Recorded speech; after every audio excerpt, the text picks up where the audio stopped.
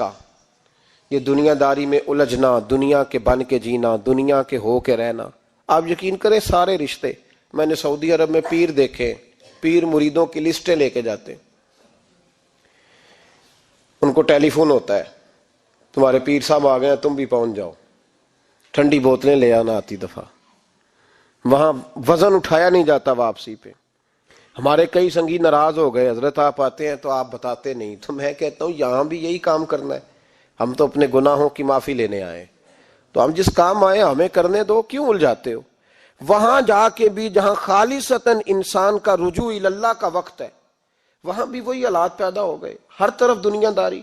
اور یہ پیروں کی بات کرتا ہوں تو آپ بڑے مسکراتے ہیں، میں نے بڑے بڑے مفت خورے دیکھے ہیں، بڑے بڑے، اور یہ ہر طبقے میں ہوتے ہیں، ہر طبقے میں. ایک صاحب مجھے ایئرپورٹ پہ ملے، کہنے لگے جی کتنے دن رہا ہوں، ماشاءاللہ ایک دن بھی روٹی جیب سے نہیں کھائی. میں نے کہا بڑے کامیاب ہو کے آ رہے ہیں آپ، یہ تو بات باعث فخر ہے، جا کے کسی اخبار میں فوٹو چھپاؤ. کہنے لگے جی بڑے دوست، بڑے سنگی، بڑے کوئی ادھر سے کوئی چیز لے کے آ رہا ہے ادھر سے. تو میں نے کہا یہ کوئی فخر والی بات ہے، کوئی بتانے والی بات ہے؟ تلک ہی بڑا ہے جی. بھائی مفت خوری کا مزاج، اور توجہ رکھنا کہ اب اس سے مجھے کیا مل سکتا ہے، اور اگر کوئی نہیں لے کے آیا واپس گیا تو شکوہ کرنا، دیکھو چل کے آ گیا، اس کو خبر ہی نہیں کہ جاتے دفعہ چلو بندہ 6 بوتلیں لے جائے، کیا فرق پڑتا ہے. یہ کمزور ذہن ہے، یہ دنیا داری ہے، یہ نفس پرستی ہے، یہ پیسے کی غلامی ہے. میرے نبی پاک صلی اللہ علیہ وسلم نے فرمایا جو رب کے بندے ہوں گے ان کے قیامت کے دن چہرے چمک رہے ہوں گے. تو یا رسول اللہ صلی اللہ علیہ وسلم اس کے علاوہ بھی کچھ بندے ہیں؟ فرمایا لعن عبد الدنیا وعبد الدرہم. فرمایا کچھ دنیا کے بندے ہیں، کچھ درہم کے بندے ہیں، ترجمہ یوں کر لو کچھ ڈالروں کے بندے ہیں. یہ حدیث مشکات میں موجود ہے. ڈالر کے، ریال کے، لاکھ کے، کروڑ کے بندے. حضور وہ کون ہے؟ فرمایا لعن عبد الدنیا وعبد الدرہم. جو دنیا کا اور دولت کا بندہ بنے وہ لعنتی ہے، ملعون ہے. یہ خدا کا بندہ رہا ہی نہیں، یہ پیسوں کا بندہ بن گیا ہے، دولت کا بندہ بن گیا ہے، اس کا معیار بدل گیا ہے. حضرت سالم بن عبداللہ بن عمر، حضرت عمر فاروق کے پوتے تھے، کعبے کا طواف کر رہے تھے. طواف مکمل ہوا، 8واں استلام کر کے مقام ابراہیم کے پاس نماز پڑھنے لگے تو خلیفہ وقت کا آ گیا، گورنر. السلام علیکم کے بعد اس نے فوراً بات چھیڑی، کہنے لگا حضور کوئی حکم ہو تو بتائیے گا. تو آپ کہنے لگے تو بڑا ہی بیوقوف ہے یار، تجھے کس نے گورنر بنایا؟ بڑا تو بیوقوف ہے، تجھے تو سلیقہ ہی نہیں بات کرنے کا. حضور کیا ہوا؟ فرمانے لگے خدا کے گھر میں آ کے اور کعبے کے سامنے کھڑے ہو کے میں بندوں سے سوال کروں، یہاں آ کے بھی بندوں سے مانگوں، تو بڑا ہی بیوقوف ہے. سامنے اس کا گھر ہے، سامنے اس کا گھر ہے بیت اللہ اور حجر اسود اور مقام ابراہیم اور مقام ملتزم، اور یہاں بھی میں بندوں سے مانگوں؟ کہتا ہے مجھے بھی کبھی کسی نے ڈانٹا نہیں تھا، میرے بھی پیروں تک پسینہ نکل گیا. تو میں مسجد الحرام سے باہر نکل کے، یوں سمجھ لیں کہ جب لوگ باب عبدالعزیز سے یا باب فہد سے باہر آ جاتے ہیں، کہتے ہیں باہر نکل کے نا میں کھڑا ہو گیا. میں نے کہا چلو فارغ ہو کے آتے ہیں تو بات کرتا ہوں. حضرت فارغ ہو کے آئے تو میں نے کہا حضور اب تو بیت اللہ سامنے نہیں، اب بھی کوئی سوال کرے. تو فرمانے لگے اچھا ضروری ہے؟ کہا حضور ضروری ہے. تو فرمانے لگے چل پہلے بتا تجھ سے دین مانگوں کہ دنیا مانگوں، بول. تو کہنے لگا حضور میرے پاس تو دنیا ہی ہے، دین تو آپ کے پاس ہے. جب یہ جواب دیا تو حضرت سالم چلنے لگے، اور چلتے چلتے فرمانے لگے جا اپنا کام کر، دنیا تو میں نے اس سے کبھی نہیں مانگی جس نے دنیا بنائی ہے، میں نے اس سے نہیں کبھی مانگی، تو کیا حیثیت رکھتا ہے؟ میں نے تو اس سے بھی جب بھی مانگا ہے یا اس کا قرب مانگا ہے یا اس کے رسول کی غلامی مانگی ہے، تو اس سے نہیں مانگتا جس نے بنائی ہے. تو کیا دے سکتا ہے؟ تیری کیا حیثیت ہے؟ تو بھائی ان لوگوں نے قریب پھٹکنے نہیں دیا، ان کے قریب یہ چیز آئی نہیں، بے نیاز لوگ تھے، توجہ ہی نہیں تھی. حضرت محبوب سبحانی غوث اعظم شیخ عبد القادر جیلانی رضی اللہ تعالیٰ عنہ، آپ ایک کاروبار بھی کرتے تھے، تو آپ کا کچھ مال آ رہا تھا جہاز کے ذریعے. ایک بندے نے خبر دی کان میں حضور جہاز ڈوب گیا. فرمانے لگے الحمدللہ الحمدللہ. ڈوب گیا جناب، یہاں جہاز ڈوب جائے تو بندہ بھی ڈوب جاتا ہے.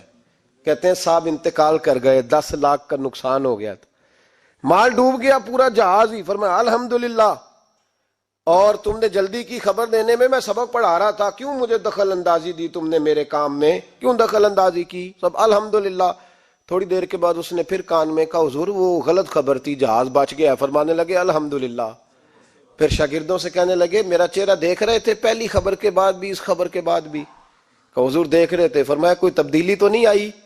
کہا حضور نہیں۔ فرمانے لگے شکر الحمدللہ، رب نے میرا دل دولت سے نہیں جوڑا، اپنی ذات کے ساتھ جوڑ کے رکھا ہوا ہے، تبدیلی تو نہیں آئی۔ یہاں تو ٹینشن ہی ٹینشن ہے، ڈپریشن ہی ڈپریشن۔ اور بات کس کی ٹینشن ہے؟ پیسے کوئی نہیں، دولت کوئی نہیں، کوئی چکر چل جائے نا کبھی، اس سے بھی کبھی پوچھ جس کے پاس ہے وہ تجھ سے زیادہ غریب ہے، اس سے کبھی پوچھ وہ تجھ سے زیادہ آزمائش میں ہے۔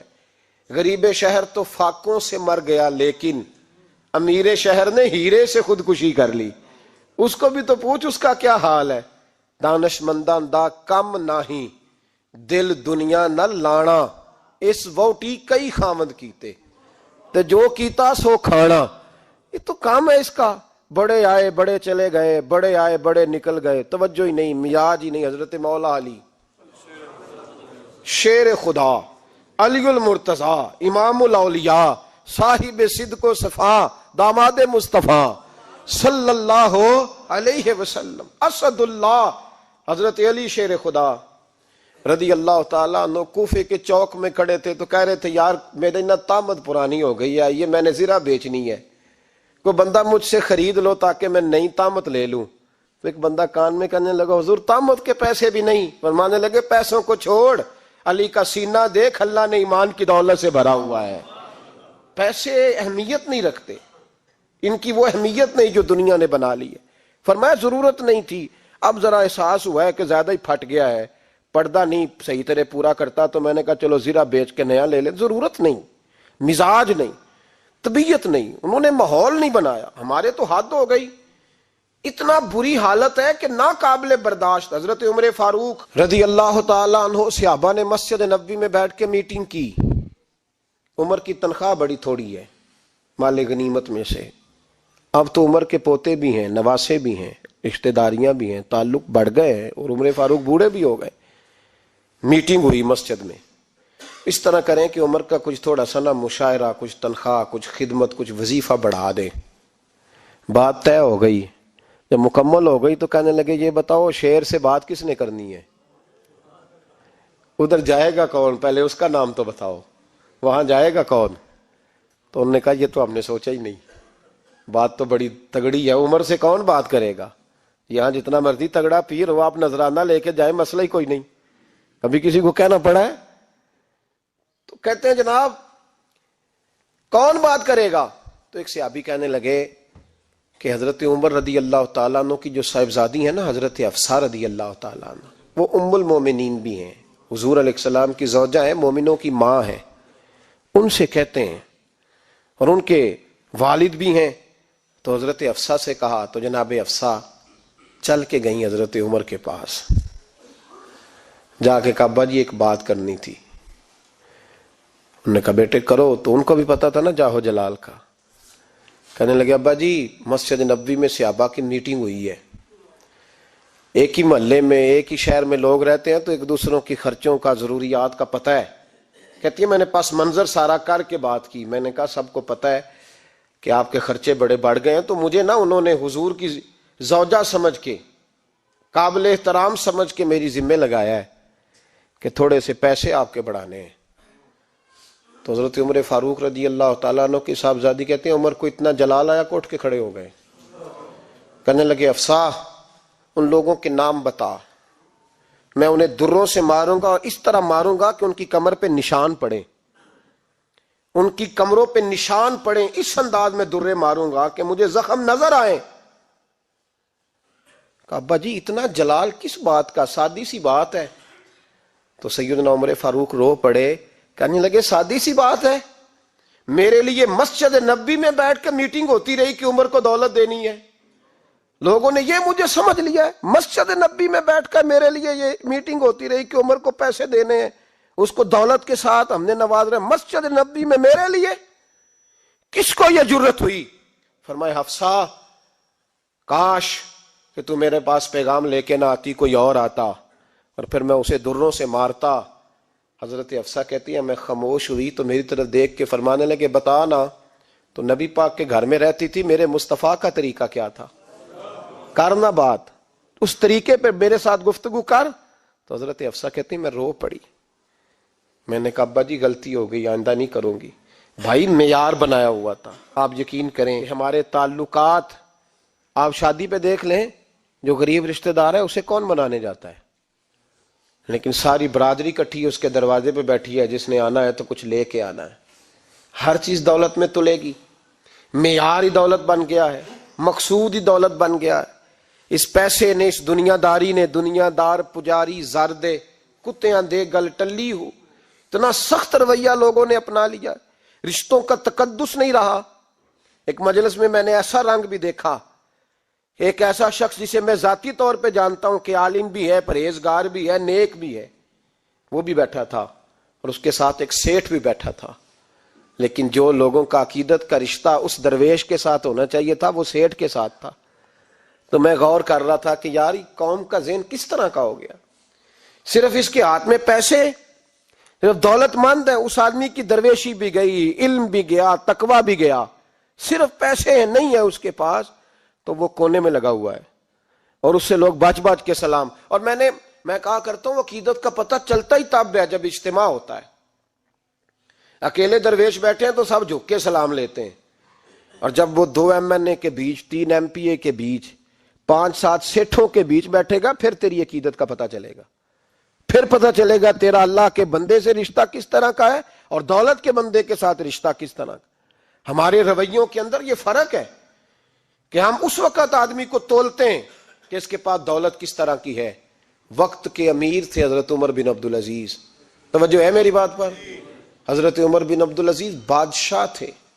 اب ہم لوگوں نے بھی بچوں کا بہانہ لگایا ہوا ہے نا، بس جی وہ میں چاہتا ہوں بچوں کا کچھ بن جائے. تو بچے بالغ ہو گئے تو کرانا رجسٹریاں ان کے نام، فارغ ہو جاؤ، آ جاؤ مسجد میں چھوڑو.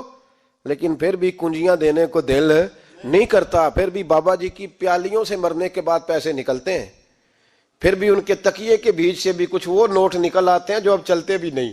گزر گیا زمانہ، جو لگتے ہی نہیں. بزرگ ناراض نہ ہو جائیں، لیکن جو بات کر رہا ہوں بہرحال اس کے پیچھے کچھ پس منظر ہے. یہ بھی بہانہ ہے. بینک بیلنس اپنے نام، زمین جائیداد ساری اپنے نام، اور کمائی کس کے لیے کر رہا ہے؟ بچوں کے لیے. نام کس کا لے رہا ہے؟ بچوں کا. یہ کس طرح کا بچوں؟ بہانہ نہ لگاؤ، صاف کہو کہ اپنے لیے کما رہا ہوں. صاف کہو. کیوں بچوں کا نام لیتے ہو جب ہر چیز کی کنجی تو رکھی ہوئی ہے باندھ کے اپنے ساتھ؟ حضرت عمر بن عبدالعزیز بادشاہ تھے. آواز دی، گھر میں بیٹھے، بیٹی پانی کا پیالہ تو لاؤ. بیٹی خاموش ہو گئی. ساتھ والا کمرہ بیٹی کا. پھر آواز دی، بیٹے سن رہی ہو؟ کہ ابا جی سن رہی ہوں. پانی کا پیالہ دینا. بیٹی خاموش ہو گئی. تیسری آواز دی تو زوجہ پانی لے کے آ گئی. نے کہا حضور پانی. حضرت عمر بن عبدالعزیز کو غصہ آیا، کہنے لگے بچے کس لیے ہیں؟ وہ خود کیوں نہیں آئی؟ اب اتنی نافرمان ہو گئی ہے کہ ایک پیالہ پانی کا باپ کو نہیں دے سکتی، کیوں نہیں آئی؟ تو زوجہ کہنے لگی چلیں درگزر کریں. اس نے کہا ابا کو نہیں بتانا، پی لیں. کیوں نہیں بتانا؟ بتاؤ کیوں نہیں آئی؟ میں نے اس کو پکارا تھا، تمہیں پکارتا تو تم آتی، تمہیں بتانا پڑے گا. جب بات ذرا آگے بڑھی تو ماں تھی نا، بات بیٹی کی تھی، تو اماں رو پڑی، آنکھوں میں آنسو آئے. کہا کیوں روئی ہو؟ کہنے لگی بیٹی کا پاجامہ پھٹ گیا، دوسرا ہے نہیں، اور آپ لے کے بھی نہیں دیتے. کمرے میں بیٹھ کے تو پاجامہ سی رہی ہے، تو کہہ رہی تھی ابا کو بتانا نا، انہیں تکلیف ہوگی. تو وہ اس کے پاس دوسرا ہوتا تو آ جاتی، ایک ہی تھا تو اس لیے نہیں آئی. حضرت عمر بن عبدالعزیز اٹھے، سر سجدے میں رکھا، کہنے لگے یا اللہ تیرا شکر ہے تو نے میرے بچوں کو بقدر ضرورت روزی عطا فرمائی ہے. یا اللہ تیرا شکر ہے. ایک روایت میں نے پڑھی، کلیجہ منہ کو آیا. مصطفیٰ کریم بیٹھے تھے تو سیدہ عائشہ صدیقہ رضی اللہ تعالیٰ نے عرض کی یا رسول اللہ صلی اللہ علیہ وسلم وہ دیکھیں سیدہ فاطمہ آ گئی ہیں، وہ دیکھیں بی بی صاحبہ بغیر بتائے آ گئیں. حضرت فاطمہ الزہرا آئی تو حضور نے فرمایا فاطمہ بغیر اطلاع کے؟ حضور چھوٹا سا کام تھا. کیسے آئی ہو؟ تو بی بی صاحبہ نے نا، عورتوں کا پلو ہوتا ہے نا چادر کا، پلو کھولا تو ایک روٹی بندھی ہوئی تھی، ایک روٹی چادر میں، یہاں لوگ زیور باندھتے ہیں، दौलत बांधते हैं। एक रोटी हजरत फातिमा ने पल्लू में बांधी, खोल के पेश की। कहा बेटे ये क्या है? कहा अब्बा जी कई दिनों से घर में रोटी नहीं पकी थी, आज अली कुछ जौ लाए थे, पीसे हैं, चंद रोटियां बनी हैं, तो बच्चों ने तो खा ली है, तो मेरे सामने भी एक रोटी आई थी, मैंने लुकमा तोड़ा है तो मुझे ख्याल आया पता नहीं मुस्तफ़ा ने खाया है कि नहीं खाया, पता नहीं हुजूर ने रोटी खाई है कि नहीं, मैं लेके हाजिर हो गई हूँ, मेहरबानी फरमाए। तो फरमाया बेटे बैठ जा। हजरत फातिमा भी बैठ गई। सैयदा आयशा कहती हुजूर भी बैठ गए। फरमाया फातिमा कितने दिनों से नहीं खाया? अर्ज की हुजूर 3 दिन से। फरमाया बेटे मैंने 5 दिन से नहीं खाया, आ जा। दोनों बाप बेटी मिल के खाते हैं। रोटी 2 हिस्सों में हुजूर ने बांटी। फरमाया चला आदि तू खा, आदि मैं खाता हूँ। हजरत फातिमा ने लुकमा तोड़ के मुंह में रखा तो रो पड़ी, हुजूर 5 दिन से नहीं खाई। फरमाया बेटे चुप कर, हमारा दुनिया से क्या ताल्लुक, एक पुल रह गया है, बस अल्लाह फिर जन्नत की सारी नेमतें अता फरमा। रोने वाली बात ही नहीं है इसमें, बस हमारा क्या ताल्लुक, एक पुल है, फिर मालिक बड़ा कुछ अता करेगा। ओ भाई, जो कायनात के मालिक व मुख्तार थे, जो अबरू का इशारा करें तो हजरत जिब्रील जन्नत की नेमतें लेके आ जाएं, उन्होंने तो दुनिया की जानिब तवज्जो ही नहीं की, उनका तो ख्याल ही नहीं आया, दुनिया ही दुनिया, दौलत ही दौलत। हर आदमी दौलत के तराजू में तुलने लगा है। अब तो कलेजा फटता है। अब तो लोग पूछते हैं, और मैं कभी कभी बड़ा मजबूर होता हूँ, आजमाइश में आ जाता हूँ। लोग कहते हैं जनाब आपसे कुछ कुरान की आयत सुननी है, आप कितने पैसे लेंगे? कुछ हदीसें सुननी है, क्या उसका मुआवजा होगा? आपसे उस नबी का नाम सुनना है जिसका आप खाते हैं, जिसके नाम पर आपने इज्जतें ली हैं, उनका नाम सुनना है, आपका रेट कितना है, आप कितने में बेचेंगे? वो नात जो गिज़ा है वो कितने में बिकेगी?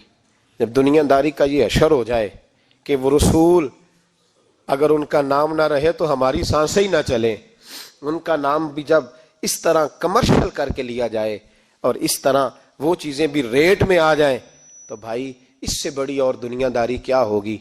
मेरे रसूल करीम सैयद आलम नूर मुजस्सम सल्लल्लाहु अलैहि वसल्लम ने इस दुनिया को महबूब नहीं रखा, कारी नहीं बनाया, माहौल ही नहीं बनाया। हजरत ईसा अलैहिस्सलाम की 450 साल उम्र, कितनी?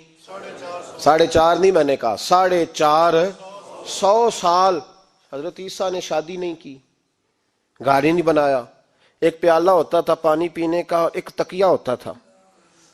एक दिन एक बंदे को देखा कि वो बाजू का तकिया बना के सो रहा है, तो हजरत ईसा ने वो तकिया भी खैरात कर दिया, कहने लगे इसके बगैर भी काम चल जाएगा। एक प्याला था पानी पीने का, एक दिन देखा एक आदमी चुल्लू में पानी पी रहा है, तो वो प्याला भी अल्लाह के रास्ते में दे दिया, कहने लगे इसके बगैर भी काम चलता है। किसी ने कहा निकाह क्यों नहीं करते, घर क्यों नहीं बसाते? तो फरमाने लगे 450 साल तो उम्र है, अल्लाह को राजी करूं कि घर बसाऊं, सजदे करूं या मैं दुनियादारी करूं? भाई इस्लाम ने आपके लिए सहूलत कर दी, मेरे लिए आसानी कर दी कि तेरा बच्चे पालना भी इबादत है, तेरा घर बार चलाना भी दीनदारी है, लेकिन मकसूद ना उसको बना, उसको मकसूद ना बना, दुनियादारी में इतना उलझ ना, बकदरे जरूरत ले, इस तरह का रवैया इख्तियार ना कर। और ऐसा हो सकता है, अभी चंद साल हुए मौलाना अब्दुल सत्तार खान नियाजी अलैहि रहमा ने पर्दा किया, विफाकी वजीर रहा वो शख्स, जमाना बिताया, पाकिस्तान की मैली सियासत के अंदर रह के वक्त गुजारा, लेकिन जब उनका जनाजा उठा तो उनके अकाउंट में इतने पैसे नहीं थे कि कफन का कपड़ा भी खरीदा जा सके, कफन के कपड़े का भी पैसा नहीं था। ओ भाई ये लोग हैं यार, विफाकी दर्जे का शख्स हो के गुजरे और विजारतें उसके आगे पीछे भागे, और हर इलेक्शन में वो बंदा एमएनए की सीट जीत जाए, और फिर रुखसती का वक्त आए तो उसका हाल ये हो कि कोई शख्स कहे कि चलो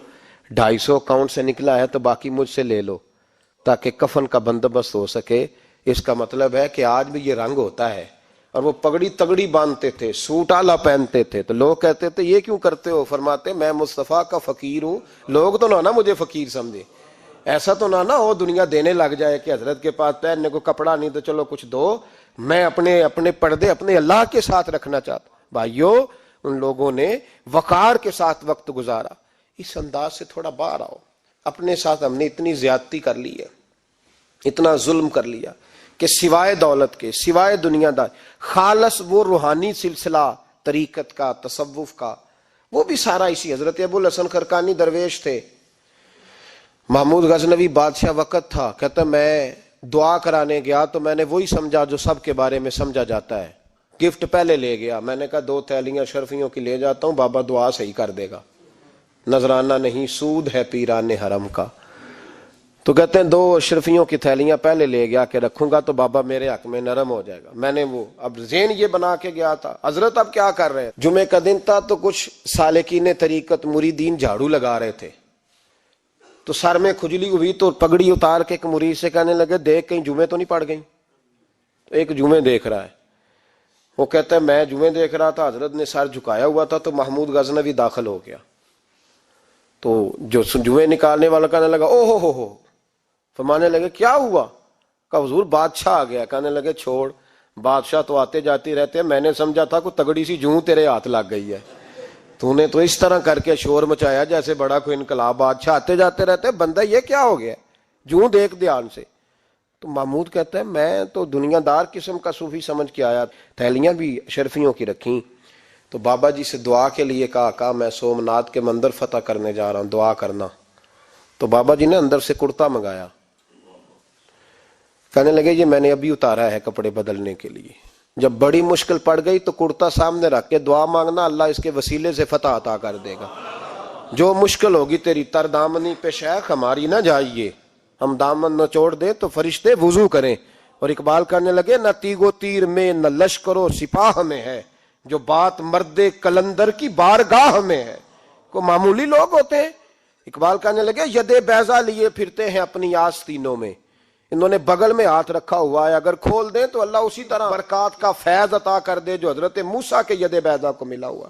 کو معمولی لوگ ہوتے ہیں، غبار آلود سمجھ کر حکارت سے نہ دیکھ ان کو، انہی کی ٹھوکروں سے سلطنت بنتی اور بگڑتی ہے۔ کہ تگڑے لوگ وہ علیحدہ بات ہے کہ جڑے محرم راز حقیقت دے، وہ راز حقیقت کھول دے نہیں، جنہ ویکھیا نہیں ہو کرن گلاں، جنہ ویکھ لیا ہو تے بول دے ہی نہیں۔ یہ بات علیحدہ ہے کہ وہ بیان کرنا پسند نہیں کرتے، پردوں میں چھپے رہتے ہیں، ورنہ تو اللہ نے بڑے اعزازات دیے ہوتے ہیں۔ تو محمود کہنے لگا کہ بابا جی نے دعا کی اللہ اگر اس کی نیت صحیح ہے تو اسے کامیابی عطا کرنا، اس کی مدد کرنا۔ مجھے کہنے لگے کچھ کھائے گا؟ میں نے کہا کھانا ہے۔ تو کہنے لگے بادشاہ کے لیے وہ کھانا لانا جو سویرے میں نے کھایا ہے۔ تو میں نے کہا پیروں کا لنگر ہوگا، چھوٹے گوشت کی یخنی میں انہوں نے روٹیاں بریک کر کے ڈالی ہوں گی، حضرت کی صحت ٹھیک نہیں رہتی، گھٹنوں میں درد ہے۔ میں تو یہ سمجھا تھا کہ کوئی دیسی گھی کی چوری آئے گی، لیکن ٹکڑا آیا ایک روٹی کا، آدھا خشک ٹکڑا اور پانی کا پیالہ۔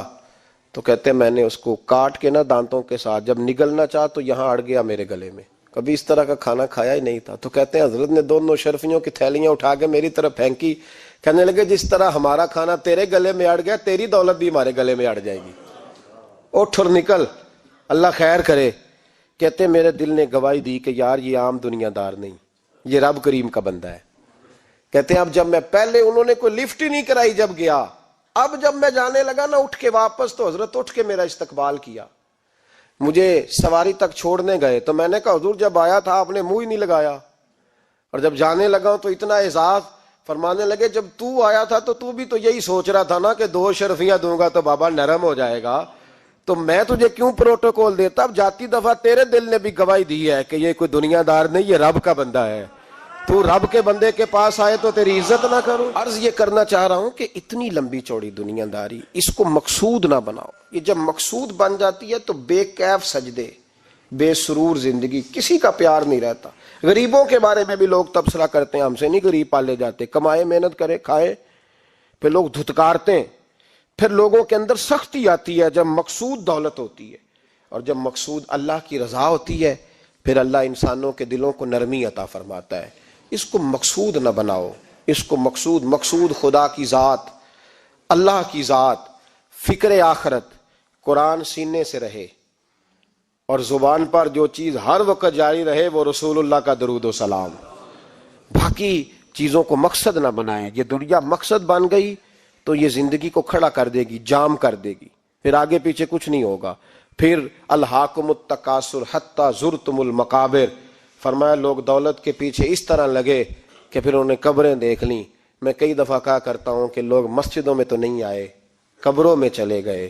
اتنے مصروف ہوئے کہ مسجد آنے کا ٹائم نہیں ملا اور وہ قبروں میں چلے گئے. نماز نہیں پڑھی, یہاں تک کہ ان کی نماز لوگوں نے پڑھ ڈالی.